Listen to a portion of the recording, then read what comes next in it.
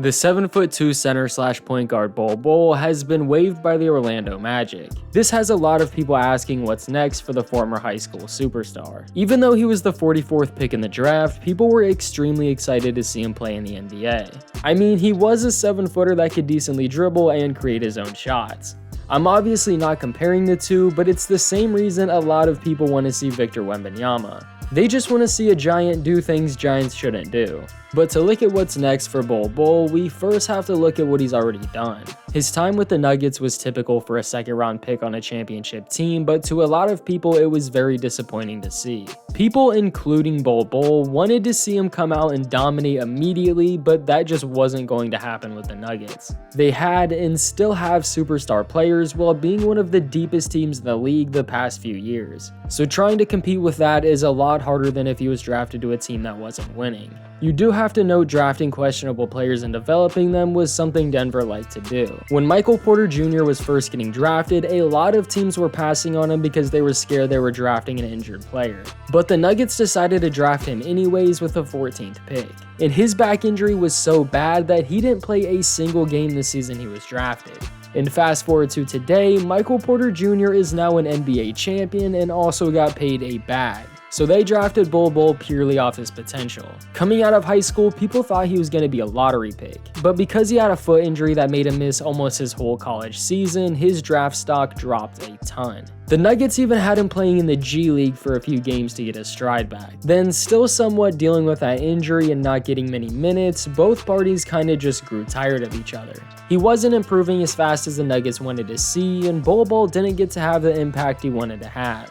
In 3 total seasons with the Nuggets, he only played 53 games, and even when he did get in, it wasn't for very long. The whole beginning of his career was spent either on the bench or recovering from his injury. He did still have moments and games where he showed real potential though. Every now and then you just see a random Bol Bol stat line or highlight that just makes you ask yourself why he doesn't get more minutes. Although a possible answer came up when his final season in Denver ended early to get surgery on the same injury that was bothering him throughout college. This led to the Nuggets finally just trading him away to the Celtics in a 3-way trade. Then the Celtics would immediately trade him to the Orlando Magic. The Nuggets tried to trade him to the Pistons, but the trade would end up getting vetoed because of that foot surgery. Then getting traded to the Magic meant he was going to be playing for an extremely young team with a lot of other players that are going to be trying to prove themselves too. But it also wasn't a team that was going to make a very big impact in the Eastern Conference. So for the whole year, he was really able to focus on his development. Bol Bol played 70 games last season with the Magic, so he's already played more games with them than he did in his 3 years in Denver. He came off the bench for the first few games of the season and actually played pretty well for the time he was in. Cole Anthony would end up getting hurt just 5 games into the season, which threw Bol Bol into the starting lineup for the next 32 games. He had a few 20-point games and also had a few double-doubles during that stretch. Then when he got hurt for a few games, he was back to coming off the bench. Regardless though, Bol Bol upped his numbers to 9 points, 6 rebounds, and 1 block in just 21 minutes a game. It was definitely a nice step to see, and he even proved he can be a decently reliable starter. But after all that, the Magic still decided to let him go. And from the outside looking in, when you get cut from the 13th seed in the East, it's not a very good look. In this case though, I think there's a few exceptions. The Magic have an unbelievable amount of young players, and when you have that much young talent, you start to pick and choose who you seriously want to develop and build around. In this case with the Magic, they rather focus their development on players like Paolo, Cole Anthony, and Wagner. They also recently waived RJ Hampton. Then when everybody was on Twitter trying to clown him, he tweeted basically saying that he asked the Magic to be released. So it definitely could have been another mutual thing between Bol Bol and the Magic.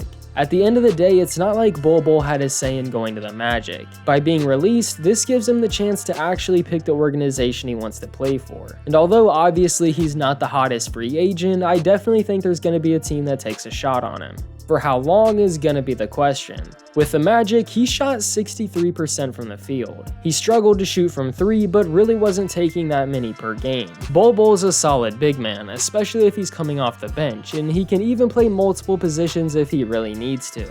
He sometimes gets bullied in the paint because of his super skinny frame, but kinda makes up for it with the amount of blocks he's getting every game. He was 19th in blocks while only playing 20 minutes a game for the entire season. That means if he played 36 minutes a game, which is a typical start starter, he'd be averaging 2 blocks a game.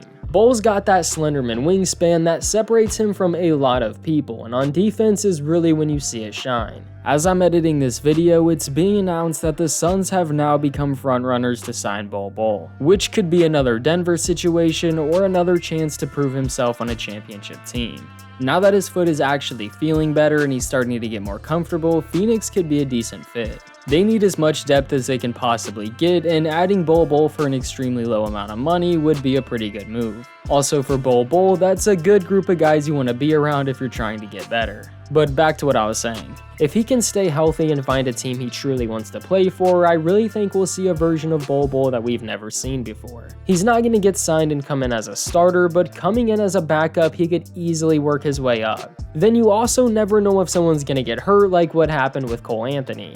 Either way, I'm excited to see where he goes from here. I'm getting close to 1,000 subscribers, so if you could please hit the like button and subscribe to the channel, it would mean a lot.